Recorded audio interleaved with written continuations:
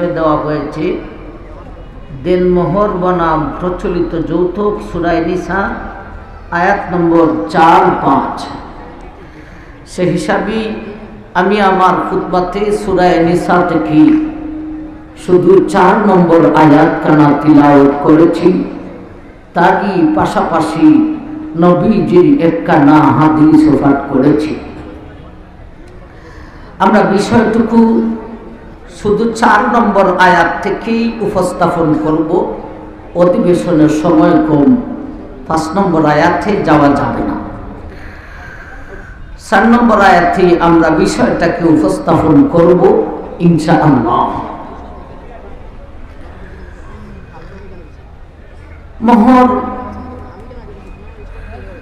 মোহর দেওয়া হলো ওয়াজিব। তো আমাদের দেশে এটা একটা মারাত্মক ধরনের বেদি হইয়া দাঁড়াইছে। বিয়া করে ঠিক মোহর দেয় না, মোহর কাগজও লেখা রাখে। যে যত বড় লোক, কাগজের লেখার পরিমাণ হয় ততটুকু। এই কাগজের লেখাটা কাগজের ফুলের মতো হয়ে গেছে, বাস্তবে ফুল নয়। কাগজেই লেখা রাখে, আসলে দেয় না। বলুন কথাটা ঠিক না? ঠিক বিঠিকের উত্তর দেওয়ার চেষ্টা করবেন, গুরুত্বপূর্ণ কথায় সুবহানাল্লাহ বলার চেষ্টা করবেন। যখন যেই রোগে দেখা দেয় তখনই ঔষধের প্রয়োজন হয়। এই রোগটা আমাদের মধ্যে মহামারীর মতো হয়ে গেছে। প্রায় সবাই বিয়া করে কাগজে লেখা রাখে মোহর, অথচ আদায় করে না। মোহর আদায় করা হলো ওয়াজিব। আইয়ামে জাহিলিয়াতের যুগে মোহর দিত না, যদিও দিত সাপ সৃষ্টি করত, গলায় চিপা মাইরা ধরত বেগমের, মোহরগুলি মাফ করে দাও। সাপ সৃষ্টি করত, মাফ করে দাও। দিত না, যদিও দিত, মাফের জন্য সাপ সৃষ্টি করত। ওরা তো দিত না। এখনের যুগ সেই আইয়ামে জাহিলিয়াতকে পর্যন্ত ফেল করে দিয়েছে। ওরা তো দিত না, আর এখনের যুগের লোকেরা দেয় তো নাই, আবার কাগজ লেখা ধোকা দেয়। কিছু উত্তর দেওয়ার চেষ্টা করবেন। দেয় তো নাই এক অপরাধ, আবার কাগজ লেখা ধোকা দেয়, এটা আরেকটি অপরাধ। আমরা এই বিষয়টার উপর আলোচনা করতাম। মোহর আর যৌতুক স্বামীর পক্ষ থেকে দিলে এটা মোহর হয়, আর স্ত্রীর পক্ষ থেকে স্ত্রীর বাবা যদি ইচ্ছা করে কিছু দেন, এটা আলাদা কথা।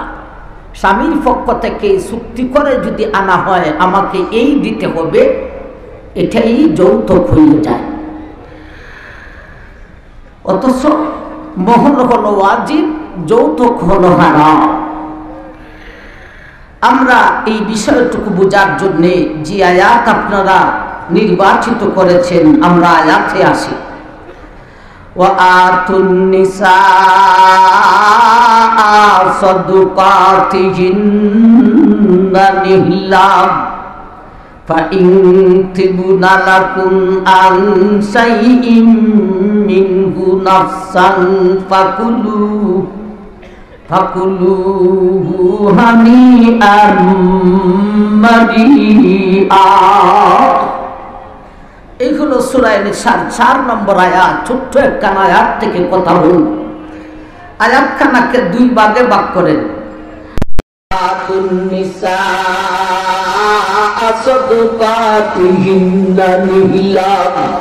আয়াতের প্রথম ভাগ فإن تبن لكم عن شيء منه نفسا فكلوه هنيئا مريئا। এই হলো আয়াতের দ্বিতীয় ভাগ। আয়াতের প্রথম ভাগে মোহর আদায়ের আলোচনা, আর আয়াতের দ্বিতীয় ভাগে মোহর কোন সূরতে মাফ হয় তার আলোচনা। আমরা আগে আয়াতের প্রথম অংশের মাধ্যমে মোহর আদায়ের আলোচনাটা করি। এই আয়াতের প্রথম অংশে 7টা শব্দ আছে। আফু নিসা সাদকাতিহিন্না নিহিলা, আফু একটা শব্দ, আর নিসা 2 নম্বর শব্দ, সাদকাতিহিন্না 3 নম্বর শব্দ, নিহিলা 4 নম্বর শব্দ। খুবই লক্ষ্য করে কথা শুনি। এই 4টা শব্দের তর্জমা হলো আতুন নিসা, দেও তোমার স্ত্রীকে, তোমার মহিলাকে, তোমার স্ত্রীকে, সাদকাতিহিন্না এদের মোহর, নিহলা খুশি মনে। এই হলো 4 শব্দের তর্জমা। কিন্তু এখানে 4টা শব্দ আছে, আমরা শব্দে শব্দে কিছু কথা বুঝতে হবে, আর না হলে মূল কথা উদ্ঘাটন করা সম্ভব হবে না। আমরা শব্দে শব্দে কথা বলবো, এক একটা শব্দের ভিতরে 2টা করে কথা বুঝতে হবে। আথু, আল্লাহ বলেন দেও, আথু এর স্বামীর দল তোমার স্ত্রীর মোহর দাও। আথু এটা আমর, আল্লাহ বলেন দেও। এই আমর, আল আমরুলিল উজুব, ওয়াজিব মোহর দেওয়া, এখান থেকে আয়াতে বুঝাইয়া দিয়েছেন তোমার স্ত্রীর মোহর দেও। এখন এই আথু শব্দের মধ্যে আমাদেরকে 2টা কথা বুঝতে হবে। মোহর যে দিবে, এই মোহরের আদায়ের আদেশটা যে আল্লাহ করেছেন, এই আদেশের দ্বারাটা কি? 2 নম্বরে এই আদেশের গুরুত্বটা কি? আদেশের দ্বারাটা কি? আদেশের গুরুত্বটা কি? আদেশের ধারা আছে। যেমন আমরা বলি মামলাটা কত দ্বারা? 144 দ্বারা মামলা হয়েছে।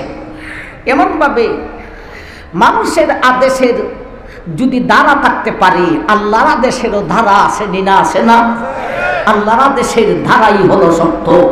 আল্লাহর আদেশের ধারা আছে। আল্লাহ যে আদেশ করেছেন মোহর দেও, এই আদেশের ধারাটা কি? ভাই, শরীয়তে আদেশের ধারা হলো 3টা। এই 3টা ধারা আগে আমাদেরকে বুঝতে হবে, এরপরে এখানে কোন ধারা মুরাদ তা বুঝতে হবে। আদেশের, আল্লাহর আদেশের 3টা ধারা আছে। একটার নাম হলো বিল আয়ান, একটার নাম হলো বিল কুওয়া, আরেকটার নাম হলো বিল মুনাফা। আল্লাহর আদেশের 3টা ধারা আছে। এই 3টা ধারা থেকে এখানে যে আদেশ করেছেন আথু মোহর দেও, কোন ধারাটা মোরাদ? আগে এই ধারাটি একটু বোঝার চেষ্টা করি। বিল আয়ান মানে যখন তখন, যেমন নামাজের আদেশ, নামাজের ওয়াক্ত যখন হয়েছে নামাজ তখনই আদায় করো। রমজানের মাস আসছে, রোজা রাখো, এটা হলো যখন তখন। বিল আয়ানের মতলবই হলো যখন তখন। আরেকটা দ্বারা হলো বিল কুওয়া। বিল কুওয়ার মতলব হলো যখন তখন লাগবে না। যেমন হজ, হজ একজনের উপর ফরজ হয়েছে, কিন্তু সাথে সাথে হজ আদায় না করলেও চলবে। তার হজ আদায়ের শক্তি আছে, অর্থ আছে, আদায় করবে পরে। এটার কয় বিল কুওয়া। যদি এখানে মোহর আদায়ের আদেশ দ্বারা বিল আয়ান মুরাদ হয়, তাহলে হবে বিয়া করেছ যখন মোহর আদায় করো তখন। আর যদি দ্বারা হয় বিল কুওয়া, তাহলে মতলব হবে বিয়া যখন করেছ তখন আদায় না করলেও চলবে, পরে আদায় করলেও চলবে। আরেকটা দ্বারার নাম হলো বিল মুনাফা। বিল মুনাফা মানে কিছু ফায়দা কইরা দেওয়া। যেমন স্বামী স্ত্রীকে বলল, আমি তোমাকে কোরআন শরীফ পড়াইয়া দিব, আমি তোমাকে শিক্ষা দিব, আমি তোমাকে তেল মাখাইয়া দিব, আমি তোমার মাথার উকুন বাইসা দিব। এটা হলো বিল মুনাফা। এই 3টা দ্বারা, বিল আয়ান, বিল কুওয়া, বিল মুনাফা, আল্লাহ যে এখানে আদেশ করেছেন। কিসের ব্যাখ্যা চলেছে? আতু, তাফসীরুল কোরআন মাহফিল। কিসের তাফসীর চলেছে? আতু ওয়া আতুন নিসা। আতু শব্দের তাফসীর চলেছে, আতু শব্দের ব্যাখ্যা চলেছে। আল্লাহর আদেশের দ্বারা হলো 3টা, বিল আয়ান, বিল কুওয়া, বিল মুনাফা। এখানে আল্লাহ যে বলেছেন তোমরা মোহর দাও, এই আদেশের দ্বারাটা কি বিল আয়ান না বিল কুওয়া না বিল মুনাফা? বুঝবো কই থেকে? তাফসীরুল কোরআন বিল কোরআন আমরা আতুর ব্যাখ্যা করতে গিয়া এখন আরেকখান আয়াতে যাইব। সেই আয়াতে আল্লাহ বইলা দিছেন এখানে আতু আদেশের ধারাটা কোনটা। ফালা জুনাহা আলাইকুম আন তানকিহুহুন্না ইযা আতাইতুমুহুন্না উজুরাহুন। আল্লাহ বলেন ও দুনিয়ার মানুষ, ফালা জুনাহা আলাইকুম, তোমার উপর কোনো গুনাহ নাই। ইযা আতাইতুমুহুন্না উজুরাহুন, ফালা জুনাহা আলাইকুম আন তানকিহুহুন্না ইযা আতাইতুমুহুন্না উজুরাহুন। তুমি যদি বিয়া কইরা সাথে সাথে মোহরটা আদায় করিয়া দাও তাইলে কোনো গুনাহ নাই। এতে কি বোঝা যায়? বিয়া করার সাথে সাথে মোহর যদি আদায় না করো তাইলে তুমি গুনাহগার। আল্লাহ কি বুঝাইতে চান? ওয়া আতু, এর ব্যাখ্যা আল্লাহ বলেন ফালা জুনাহা আলাইকুম আন তানকিহুহুন্না ইযা আতাইতুমুহুন্না উজুরাহুন। এ দুনিয়ার মানুষ, সূরা নিসার 4 নম্বর আয়াতে আমি আল্লাহ বলেছি আতু, তোমরা মোহর আদায় করো। এই মোহর আদায়ের 3টা ধারার মধ্যে আমি আল্লাহর উদ্দেশ্য হলো, এখানের আদেশের ধারাটা হলো বিল আয়ান। বিয়া করেছ যখন মোহর আদায় করিবে তখন। ভাই পরে দিলে হইব না যখন তখন? যখন তখন। লক্ষ্য করে শুনবেন, পরে দিলে হবে না যখন তখন? যখন তখন। বিয়া করেছ যখন মোহর আদায় করো তখন। মোহর আদায় না করে সংসার করতে পারবে, মিলামিশা করতে পারবে, কিন্তু তুমি গুনাহগার হবে। মোহর না আদায়ের যতদিন পর্যন্ত আদায় করবে না এতদিন পর্যন্ত তুমি গুনাহগার হবে। এটা হলো ওয়াজিব। বিয়া করেছ যখন মোহর আদায় করো তখন। তাইলে আতু দিয়া আল্লাহ আদেশ করেছেন মোহর আদায় করো। এই আদেশের দানাটা কি? বিল মুনাফা না বিল কুওয়া না বিল আয়া? উত্তর দেবেন বিল আয়া। অর্থ কি? পরে দিলে হবে না, মোহরের বদলা কিছু উপকার করে দিব তাও হবে না, পরে মোহর দিব তাও হবে না। যখন বিয়া করেছ মোহর তখনই দিতে হবে। আল্লাহ যখন আদমকে সৃষ্টি করে বেহেশতের মধ্যে ঠিকানা দিলেন, আমার ভাই আদম বেহেশতের সব সুখ পাইছেন, একটা ভার নাই। বেহেশতে মরণের আগে কেউ যাইতে পারবে না। যদি যায়ও বেহেশতের সব কিছু পাইলেও একটা নিয়ামত পাবে না। যেমন আমাদের আদি বাবা মরণের আগে জান্নাতে গিয়েছিলেন, জান্নাতের সব পাইছেন, কিন্তু জান্নাতের একটা নিয়ামত পান নাই। এটা কোনটা? বেদি ভান নাই, বেগম ভান নাই। আদমের অশান্তি শুরু হইল। ইস ভালো লাগে না, ইস ভালো লাগে না। আল্লাহ তো বুঝেন কেন ভালো লাগে না রে আদম, তোমাকে বিয়া করাইতে হইব। বিয়া যে করাইতাম বউ হইতাম কই? আমার ভাই আদমকে গুণ পাঠাইয়া আদমের বাঁকা একটা হাঁটি দিয়া রূপসী সুন্দরী রূপসী আদি মা হাওয়াকে আদমের পাশে বসাইয়া আদমের ঘুম বাগাইলেন। ঘুম বালতি দেখে যার জন্য সারা জান্নাতে ঘুরে বেড়ায় পায় না এমন মহিলা দিয়ে আমার হাতের লাগালে বসা। আদম তো আর বিধান জানেন না, প্রথম মানব, তিনি হাত বাড়ানো শুরু করছেন, হাত দিয়ে দৌড়ে ফেলাইবেন। আল্লাহ বলেন আদম কোথায় হাত বাড়াচ্ছ? আল্লাহ মহিলা পাইছি দুই। আল্লাহ বলেন মহিলা পাইলি দুইলেও যায় না। এ আদম, মহিলা পাইলি ধরা যায় না, বিধান আছে। ঠিক না আপনারা? মহিলা পাইলি ধরন যায় না, বিধান আছে, বিধান আছে। আদম বলেন আল্লাহ বিধানটা কি? আদম বিয়া করতে হইব। আল্লাহ বিয়া কেমনে করে? আগে জিজ্ঞাসা করো, তাই বিয়া বসতে রাজি নেই।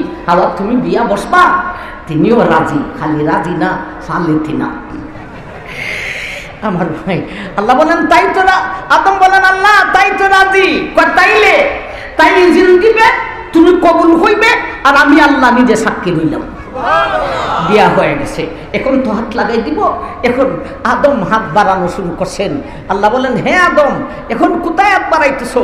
আল্লাহ, বিয়া তো করছি, এখন হাত লাগাই দিব। বলে না, আরেকটা কাজ বাকি রয়েছে।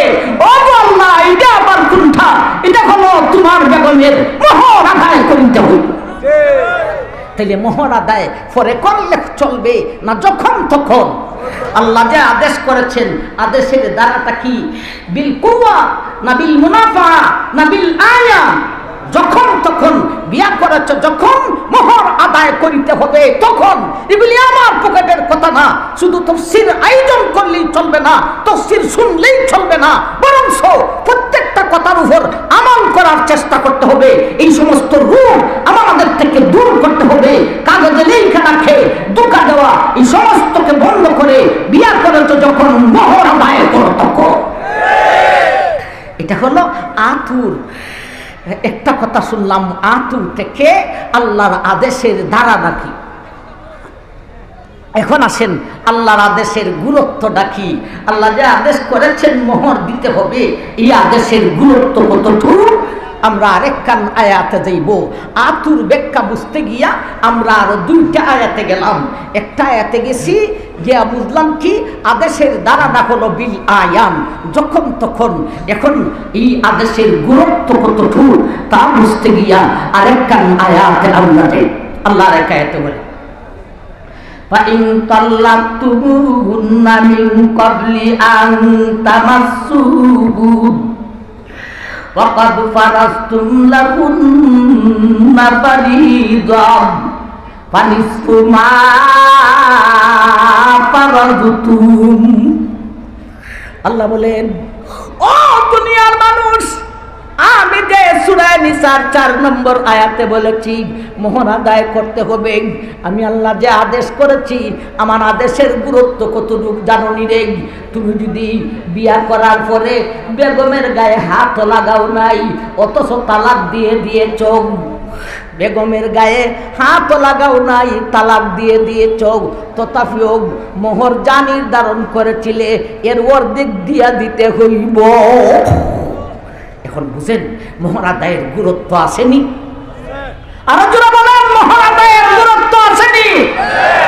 কতটুকু গুরুত্ব? বেগমের গায়ে হাত লাগায় নাই, বিয়ার আসল খামই বাকি দিছে, হাত লাগায় নাই। লেখছিলায় শোকে শোকে বড় লোকের ঠেবাস 10 লক্ষ, এখন বেডিরে 5 লক্ষ। এখন 5 লক্ষ দিলাম লাগবো, হাত না লাগাইলেও তালাক দিলাই 5 লক্ষ টাকা আদায় করবো। এই আদেশের গুরুত্ব কতটুকু?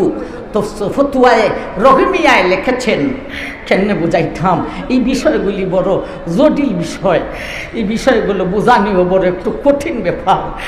এটা বুড়া মানুষরে দিলে সুবিধা হয়, তবে আমরাও তো বুড়ার হাসাহাসি হয়ে গেছি। আমার ভাই জান, আল্লাহ আকবার। এক স্বামী আর স্ত্রী অন্য লোকের সাথে লিপ্ত হয়ে গেছে গোপনীয় কাজে। স্বামী যে দেখে লেগেছে, ফতুয়ায় রহিমিয়ায় লেখছেন, স্বামী দেখা গুসা উদার কথা নি না, কথা না, সামান্য গুসা না মারাত্মক গুসা? মারাত্মক গুসা। গুসার সুদে হয় তরে 1 তালাক 2 তালাক 3 তালাক দিলাম, গুসার সুদে 3 তালাক মেরে দিছে। তালাক যে দিছে স্বামীর দোষে না স্ত্রীর দোষে? স্ত্রীর দোষে। ফতুয়ায় রহিমিয়ায় লেখেন, ও দুনিয়ার মানুষ, যদিও স্ত্রীর দোষে তালাক দিয়েছে রে, তথাপিও মোহর ঠিকই আদায় করিতে হইব। মোহরটা ঠিকই দেওয়া লাগবো। যদিও স্ত্রীর দোষে তালাক দিয়েছ, তথাপিও তার মোহর যা লেখছিলায় কাগজে ফুলটা আদায় করিয়া দিতে হইব। এই হলো আথু। আথু থেকে 2টা কথা আমরা বুঝলাম। আল্লাহ যে আদেশ করেছেন মোহর দেও, এই আদেশের দ্বারাটা কি? এই আদেশের গুরুত্বটা কি? এই আদেশের দ্বারাটার নাম হলো বিল আয়ান, বলতে যখন তখন বিয়া করেছ, যখন মোহর আদায় করিতে হবে তখন। এই আদেশের গুরুত্ব কতটুকু? বেগমের গায়ে হাত লাগায় নাই, এর আগেই যদি তালাক দিয়ে দাও, তথাপিও অর্ধেক মোহর আদায় করতে হবে। যদিও বেগমের দোষেই তালাক দেও, তথাপিও তার মোহর ঠিকই আদায় করিয়া দিতে হবে। একবার কোন সুবহানাল্লাহ। এই কথাগুলি কিসের গেল? আথু। বলেন না এই কথাগুলি কিসের গেল? আথু। আথু একটা শব্দ, এই শব্দের ভিতরে এতক্ষণ পর্যন্ত কথা বললাম। এখন আসুন এর পরের শব্দতে যাই। ওয়াতুন নিসা সাদুকাতিহিন্না মিসলাম ফাইন তিবুনা লাকুম আন শাইইন মিনহু নাফসান ফাকুলুহু হানিআম মারিআ। ওয়া আতুন নিসা, আতুন নিসা, তোমরা তোমাদের মোহর দাও তোমাদের মহিলাকে, তোমাদের স্ত্রীকে। এখানে আন-নিসা শব্দ দিয়া কথা চলছে, এখানেও দুইটা কথা বুঝার আছে। যেমন ভাবে আথুর মধ্যে দুইটা কথা বুঝার ছিল, এই আদেশের দ্বারাটা কি, এই আদেশের গুরুত্ব কি, তেমনি ভাবে আন-নিসার মধ্যে দুইটা কথা আছে।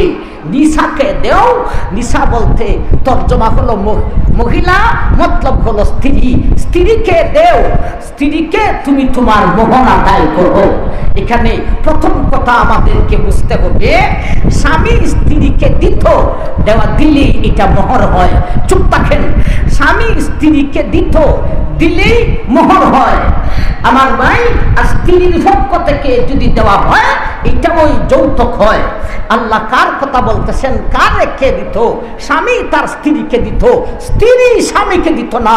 স্বামী তার স্ত্রীকে দিলে মোহর হয়, এটা হলো ওয়াজিব। আর স্ত্রী স্বামীকে দিলে, স্বামী যদি স্ত্রীকে দেয় এটা হলো মোহর, এটা ওয়াজিব। আর যদি স্ত্রী স্বামীকে দেয় এটা হয় যৌথ। ভাই এখানে কথা হলো, স্বামী তার স্ত্রীকে দিত, স্ত্রী স্বামীরে দিত না। স্বামী স্ত্রীকে দেওয়া মোহর ওয়াজিব, আর স্ত্রী স্বামীকে দেওয়া না যায় যৌথ। এর কারণটা কি? অথচ কিছু চোখ মুজা শুনি, কিছু অথচ স্বামী স্ত্রীর লজ্জত সাপ কিন্তু দুজনের সমান সমান। বলুন কথাটা ঠিক না বেঠিক? সাপ যদি সমান সমান হয় তাইলে একজনে দেওয়া ওয়াজিব আর একজনে দেওয়া হারাম কেন? হয়তো দুজনই দুজনকে দিব, স্বামীও স্ত্রীকে দিব, স্ত্রীও স্বামীকে দিব, নাইলে একজন আর একজনকে দিবে না। এখানে লজ্জত হলো, স্বাদ হলো দুজনের সমান সমান, মজা হলো সমান সমান। একজনে দিবে আর একজনে দিবে না কেন? একজনে দেওয়া ওয়াজিব আর একজনে দেওয়া হারাম কেন? এই কথাটা বুঝার দরকার। বলুন কথাটা ঠিক না বেঠিক? আবার ভাই, স্বামী দিলে মোহর হয়, স্ত্রী দিলে যৌতুক হয়। অথচ লজ্জত দুজনের সমান, সাপ দুজনের সমান। এই প্রশ্নের দুইটা উত্তর দিব। একটা হলো আমার ভাই জান, মানুষের সাড়ে তিন হাত দেহের মধ্যে সম্মানী অঙ্গ কোনটা? আমাদের সম্মানী অঙ্গ হলো সাড়ে তিন হাত দেহের মধ্যে শুধু আমাদের চেহারাটা। এটা হলো আমাদের সম্মানী অঙ্গ। কেন সম্মানী অঙ্গ? মানব জাতির সম্মানী অঙ্গ হলো তার চেহারা। কেন এই অঙ্গটা সম্মানী? এখানে উলামায়ে কেরাম আছে। নাক হইল শ্রবণের, কান হইল শ্রবণের আলিম, নাক হলো গ্রাম গ্রহণের আলেম, জিহ্বা হলো স্বাদ গ্রহণের আলেম, চোখ হলো দেখার আলেম। এখানে উলামা ফারা, নোয়াখালীতে একটা বাজার আছে উলামা বাজার। আমি কই আমরা সাড়ে তিন হাত দেহের মধ্যে চেহারা হলো উলামা বাজার। এখানে সব উলামায়ে কেরাম, এজন্য এটা সম্মানী অঙ্গ। এই জন্য এই চেহারাতে মারা যায় না। ওয়ালা তাদরিবিল ওয়াজহা, এমনকি স্বামী হইয়া স্ত্রীর চেহারার মধ্যে মারা নিষেধ, চুলের চেহারার মধ্যে মারা নিষেধ, মাতা পিতা সন্তানের চেহারায় মারা নিষেধ, উস্তাদ হইয়া ছাত্রের চেহারায় মারা নিষেধ। এটা সম্মানী অঙ্গ। তাহলে আমার ভাই, মানুষের সাড়ে তিন হাত দেহের মধ্যে সবচাইতে সম্মানী অঙ্গ কোনটা? চেহারা। উত্তর দেওয়ার চেষ্টা করবেন। সম্মানী অঙ্গ হলো আমাদের চেহারা। আল্লাহু আকবার। আমরা পুরুষ জাতির কথা বলেন না, আমরা পুরুষ জাতির, কেন সামনে বসে কথা বলবেন না? আমরা পুরুষ জাতির সম্মানী অঙ্গ একটাই। মহিলা জাতির সম্মানী অঙ্গ চেহারার সাথে সাথে আরেকটা সম্মানী অঙ্গ রয়েছে। এইটা হলো মহিলা জাতির গোপনীয় অঙ্গ, গুপ্ত অঙ্গ। এটা হলো তাদের সম্মানী অঙ্গ, আমাদেরটা সম্মানী অঙ্গ নয়। কেন তাদেরটা সম্মানী অঙ্গ?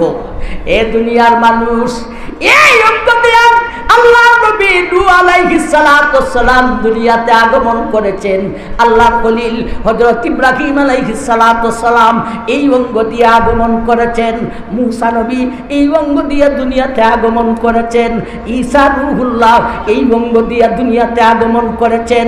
এমনকি আল্লাহর নবী আকায়ে নামদার তাজদারে মদিনা বিশ্ব নবী পর্যন্ত এই অঙ্গ দিয়ে দুনিয়াতে আগমন করেছেন।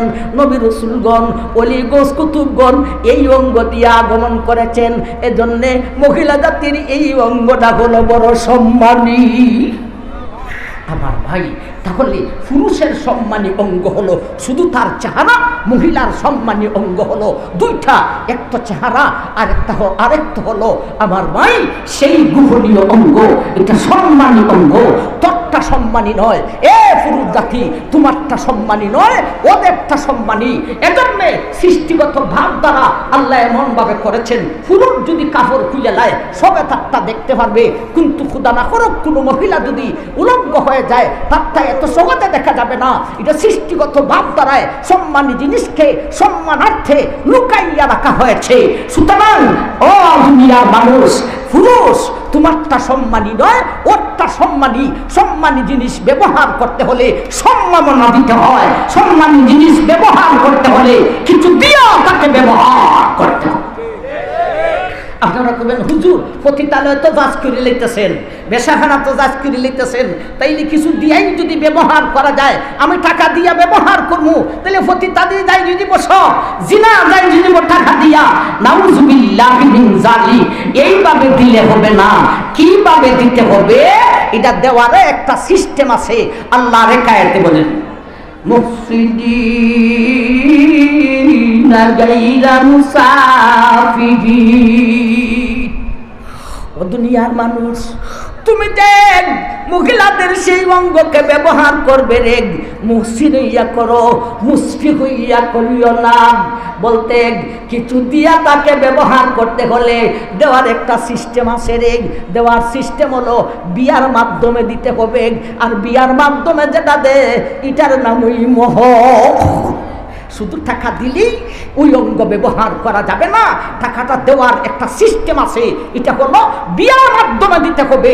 আর বিয়ার মাধ্যমে যেটা দে এটা ওই মোহ। মোহ দিয়া সেই অঙ্গকে ব্যবহার করো যা সম্মানী অঙ্গ। এই বেটা তোরটা সম্মানী নয়, তোরটা ব্যবহার করতে সম্মাননা দিতে হবে না। এদেরটা সম্মানী, এদেরটা ব্যবহার করতে হলে সম্মাননা দিতে হবে। একটা কারণ গেল, আরেকটা কারণ আসুন আমার ভাইজান, মহিলায় দেওয়াটা যৌতুক আর পুরুষে দেওয়াটা হলো মোহর। পুরুষ দেওয়া ওয়াজিব, মহিলায় দেওয়া হারাম। এর আরেকটা কারণ হলো আমার ভাইজান, স্বামী স্ত্রী দুজনেরই এই গোপনীয় কাজে এদের লজ্জত আছে, স্বাদ আছে, মজা আছে। কিন্তু মজা পুরুষ তুমি খালি মজাই গ্রহণ করলে, আর এই মহিলা অল্পখানি মজার কারণে সাজা গ্রহণ করতে হয় অনেক লম্বা। পুরুষ তোমার শুধু মজা আর মজা, আর মহিলা স্ত্রী জাতির মজার সাথে সাজা রয়েছে। বলুন কতটা ঠিক না বেঠি? মজার সাথে সাজা রয়েছে। মজা করছিল 10 মিনিট, মজা করেছিল আধা ঘন্টা, মজা করেছিল 1 ঘন্টা, মজা করেছিল 1 রাত্রি, কিন্তু এর পিছনে সাজা কতটুকু? একটা না 8, 9, 10 মাস পর্যন্ত বাচ্চাকে ফেলে রাখতে হয়েছে। আমালাতু উম্মুহু ওয়াহনান আলা ওয়াহনিন, আমালাতু উম্মুহু কুরহান ওয়া ওয়াদাতুহু কুরহান। একটা না 8, 9, 10 মাস পর্যন্ত ফেডে রাখতে হয়েছে। এরপরে ভূমিষ্ঠ করতে গিয়া ফেডে প্রসব ব্যথায় কষ্ট পেয়েছে। এরপরে একটা না 2টা বছর পর্যন্ত বুকের দুধ পান করাইতে হয়েছে। মজা ছিল কতটুক, সাজা হইল কতটুক। তুমি তো খালি মজাই পাইছো, মজা, আর সে মজা পাইছে একটুখানি, সাজা পাইছে অনেকখানি। এই সাজার মাধ্যমে যেই বাচ্চাটা জন্ম দিল, সাজার মাধ্যমে বাচ্চাটা জন্ম দিল, বাচ্চাটা জন্ম দেওয়ার পরে এই বাচ্চাটা কার বংশের হয়েছে? মায়ের বংশের না বাবার বংশের? আরো মজা, বাচ্চাটা জন্ম দেওয়ার পরে এই বাচ্চাটা মায়ের বংশের দিয়া মা জননী হয়েছে, কথা ঠিক, কিন্তু তার বংশের বাচ্চা জন্ম দিতে পারে নাই। এই বাচ্চাটা হয়েছে, ওরে বেগাম, ও স্বামী, তোমার বংশের বাচ্চা হয়েছে।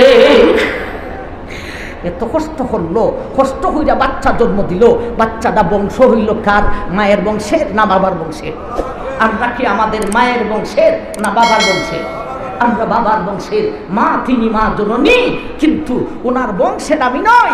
ওনার বংশ হলো আমার নানা, ওনার বংশ হলো ওনার মামা, আমার মামা, ওনার বংশ হলো আমার মামাতো ভাই, আমার মামাতো বোন, এরা হলো ওনার বংশে। আমি ওনার বংশের নয়। উনি ছেলে জন্ম দিলেন, এত কষ্ট কইরা বংশ দিলেন স্বামী তোমার, তাইলে হইল কি? তোমারই সব লাভ। তোমার খালি মজা আর মজা, সাজা নাই একটুখানিও। এই মজার ভিতর দিয়া আবার পাইছো তোমার বংশের একটা বাচ্চা।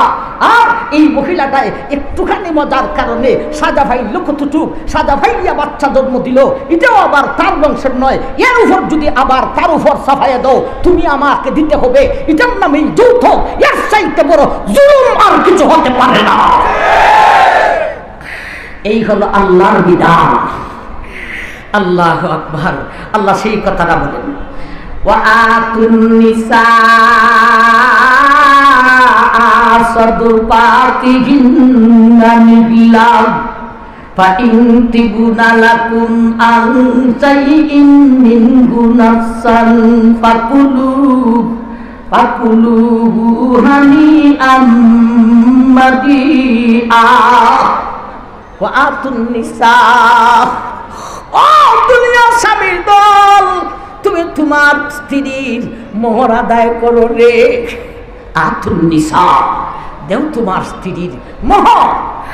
আমার ভাইয়া, আর নিসা শব্দের মধ্যে দুইটা কথা বুঝতেছিলাম, এতক্ষণে একটা বুঝলাম। সাত দুজনের সমান, কিন্তু একজনে দেওয়ান ওয়াজিব, আরেকজনে দেওয়ান হারাম। একজনে দিলে মোহর হয়, আরেকজনে দিলে যৌতুক হয়। এর কারণটা কি? আমরা এই কথাটা বুঝলাম। এখন আর নিসা শব্দের মধ্যে আরেকটা কথা আমাদেরকে বুঝতে হয়। এখানে নিসা শব্দটা কেন বললেন? নিসা শব্দের অর্থ হলো মহিলা, স্ত্রী নয়। আল্লাহ বলতেছেন তোমার মোহর মহিলাকে দেও, মহিলাকে দেও, দিয়া মতলব হলো স্ত্রীকে দেও। তো সরাসরি স্ত্রী বললেন না কোনো, আতুন নিসা আর জায়গা আতু জাওজাতা বলতেন, তুমি তোমার স্ত্রীকে দেও। এই কথা না বলে আল্লাহ বলেন তুমি তোমার মহিলাকে দাও। মহিলা শব্দটা কেন বললেন? প্রশ্ন জাগেনি না জাগে না? আরো জোরে বলেন, জাগেনি না জাগে না? আমার ভাইজান, লুকমা সুজানা দিয়া একটু ঘুরাইয়া দিলেন কেন আল্লাহ? সরাসরি বলতেন স্ত্রীকে দাও, আতু জাওজাতা, এই কথা না বলে বলেন আতুন নিসা, মহিলাকে দাও। আর মহিলা দিয়া মোরা দইল স্ত্রী, ডাইরেক্ট স্ত্রীর কথা কেন বলেন না? স্ত্রীকে দাও, আতুন নিসার জায়গা বলতেন আতু জাওজাতা।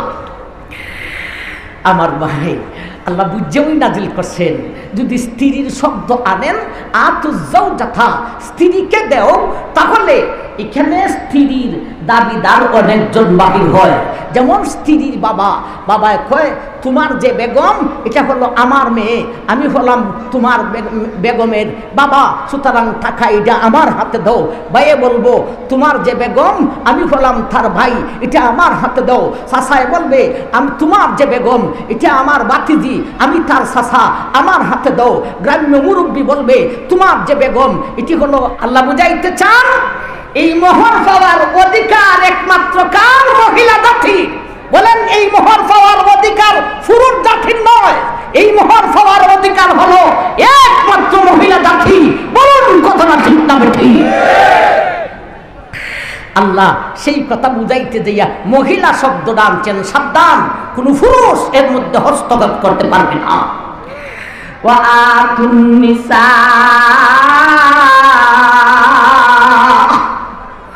ও দুনিয়ার স্বামীর দলেরা রে, তোমরা তোমাদের স্ত্রীর মোহর আদায় করো। এই আদায়ের দ্বারা হইল বিল আয়াম, এই আদায়ের গুরুত্ব হলো মারাত্মক।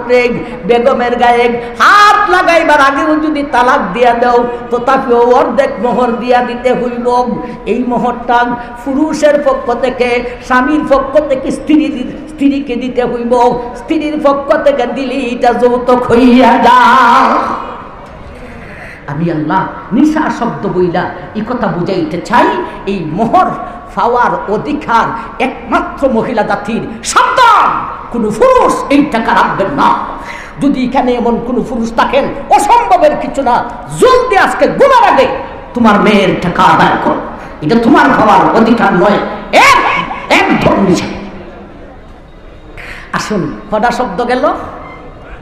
আত গেল আর নিসা গেল, কন্যা। কটা শব্দ গেল? দুইটা শব্দ গেল। এখন 3 নম্বর শব্দতে যাই। ওয়াতুন নিসা সাদুকাতিহিন্না নিহিলাম সাদুকাতিহিন। এবার আল্লাহ বলেন সাদুকাতিহিন। সাদুকাতিহিন দালের উপরে জজম না ফেস, দালের উপরে সাকিন না ফেস, দালের উপরে ফেস। কথা বুঝছেন? দালের উপরে ফেস না সাকিন? ফেস। সাকিন হইলে কি হইব জানেননি? একলা সাকিনে আর একলা ফেসে কতটুক ব্যবধান হয়। যদি সাকিন হয় তাহলে সাদকাতিহিন, অর্থাৎ এ স্বামী, এ স্বামীর দল, তোমার যত ফিতরা যাকাত সদকা যা আছে সব তোমার স্ত্রীরে দিলাও। নাউজুবিল্লাহি মিন যালিক। সদকা খয়রাত যাকাত এটা স্ত্রীরে দেওয়া যায়নি? দিলে হবে? তাইলে তো একদম সহজেই গেল। জ্ঞানে আমার যত যাকাত আছে, সদকা আছে, ফিতরা আছে, সব স্ত্রীর নামে একটা জায়গা কিনে লইমু। এক সাকিনে আর এক ফেসের কারণে এত ব্যবধান। আল্লাহ বলেন এখানে সাকিন নয়, এখানে হলো ফেস।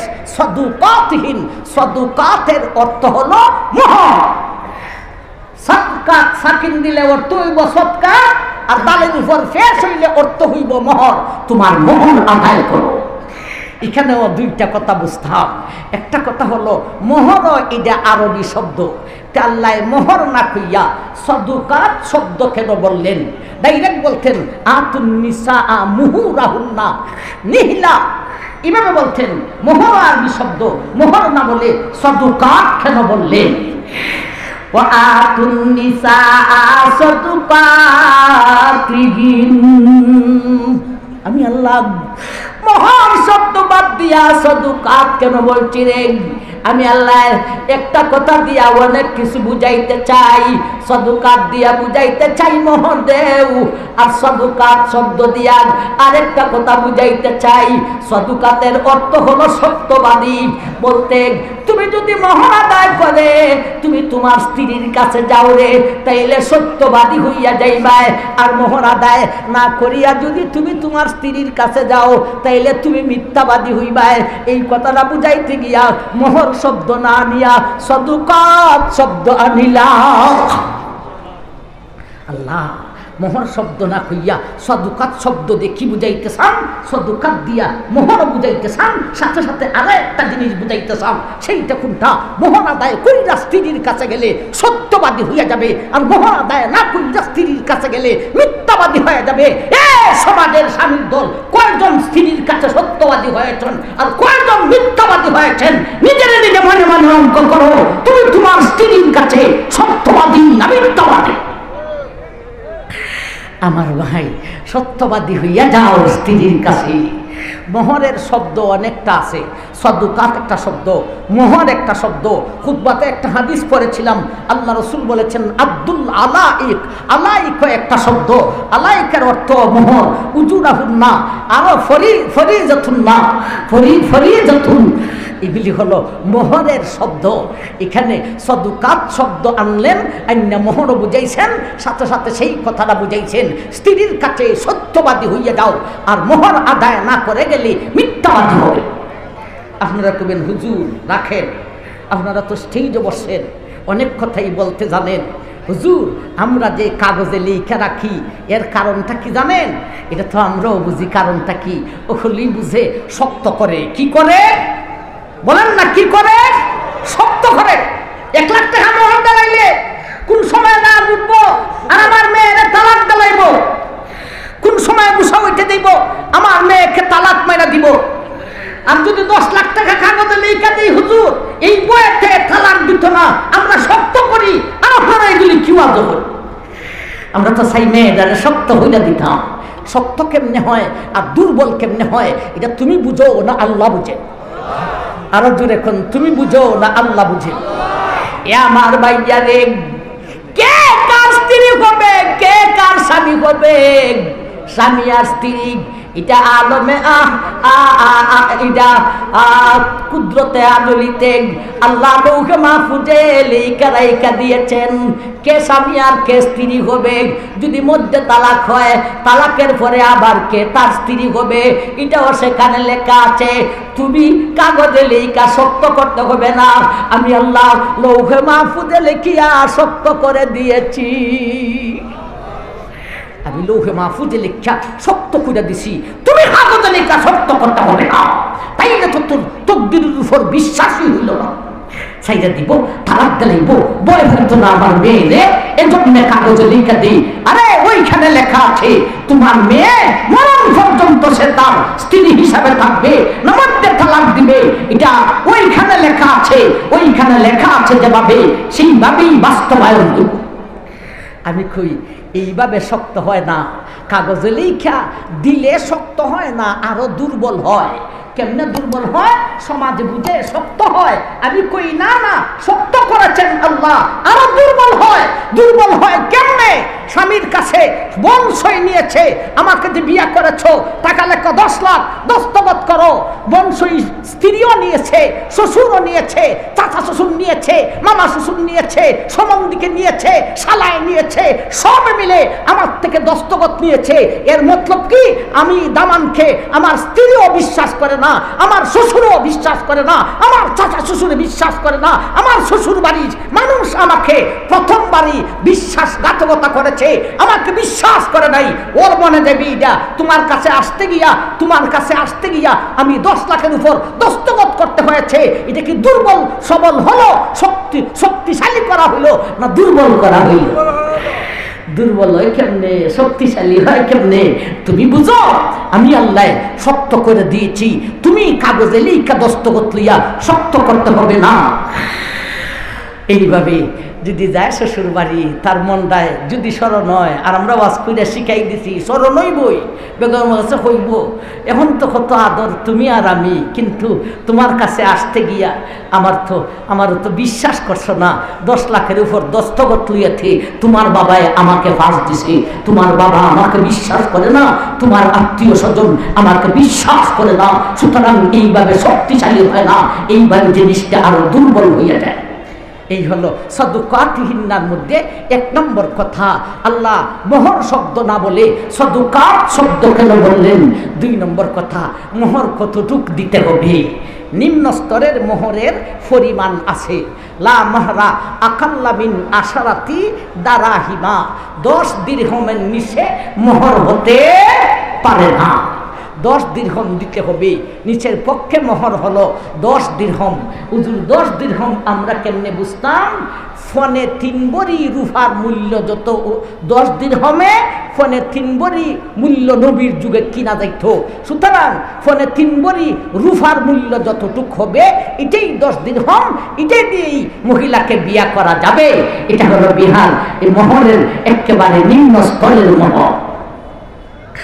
এটা হাদিস থেকে বললাম, আল্লাহ রাসূল বলছেন লা মুহরা আকাল্লা মিন আশারাতি দারাহিমা। এমনি ভাবে কিয়াস থেকে বলেছেন আস-সারিকু ওয়াস-সারিকাতু ফাক্তাউ আইদিয়াহুমা জাযাআম বিমা কাসাবা নাকালাম মিনাল্লাহ।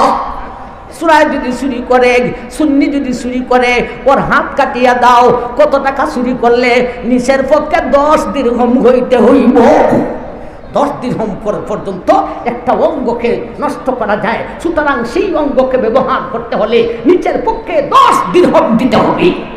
এই হলো উপরের পরিমাণ কতটুকু? উপরের কোনো পরিমাণ নেই। একবার হযরত উমর বলেছিলেন লা তাজিদু মুহুরান নিসা আলা 40 আউকিয়া, 4 আউকিয়ার উপরে মোহর দেওয়া যাবে না।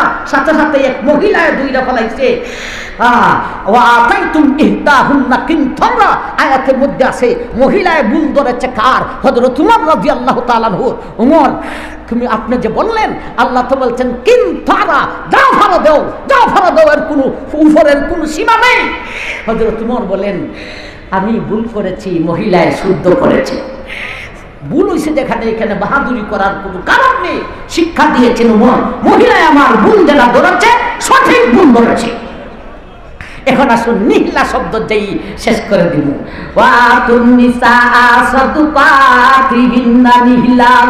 খুশি মনে মোহর আদায় করো।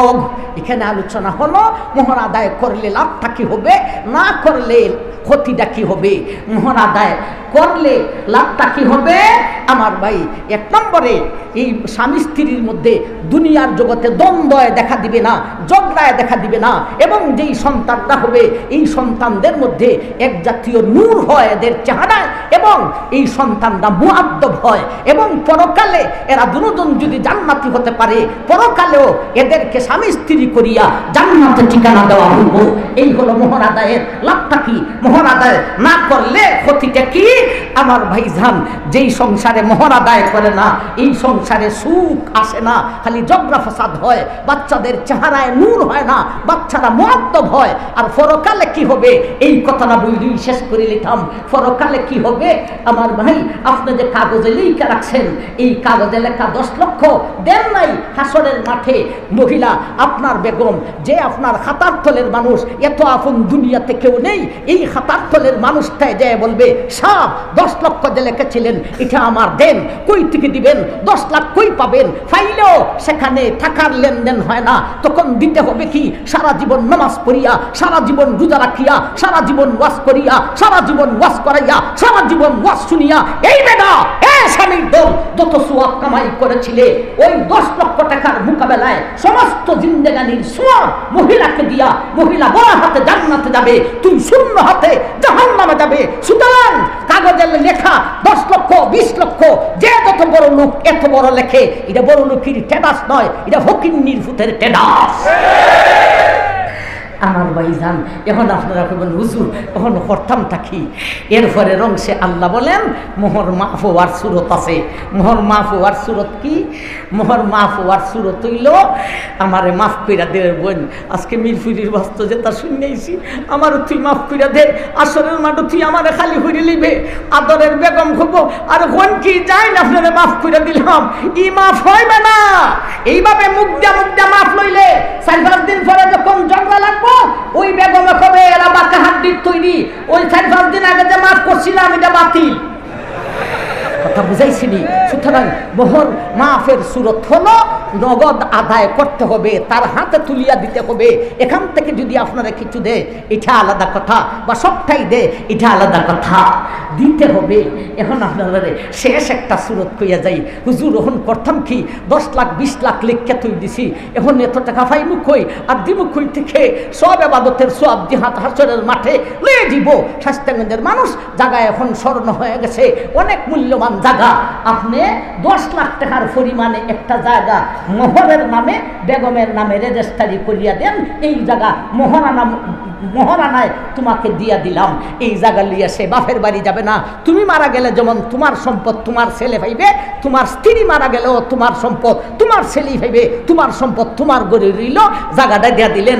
শুধু এতটুক হবে এই জায়গা থেকে যে ইনকাম হবে এই ইনকামটা স্ত্রীর হাতে নিয়ে দিতে হবে, আর স্ত্রীর হাতে মিল্লা দুল্লা স্ত্রীর সাথে চলতে পারলে ইনকাম যখন নিয়ে দিবেন খুশি হইয়া দেওয়া দিতে পারে, নেন যান নেন খরচ করে। আমার ভাই শেষ একটা সুরত দিয়া গেলাম, বাঁচার উপায় কি? আল্লাহ তুমি আমরা সবাইকে কবুল করুন, আল্লাহ আল্লাহ তোমার বিধান আমল করার তৌফিক দান করুন। আমিন ওয়া আখিরু দাওয়ানা আনিল হামদুলিল্লাহ।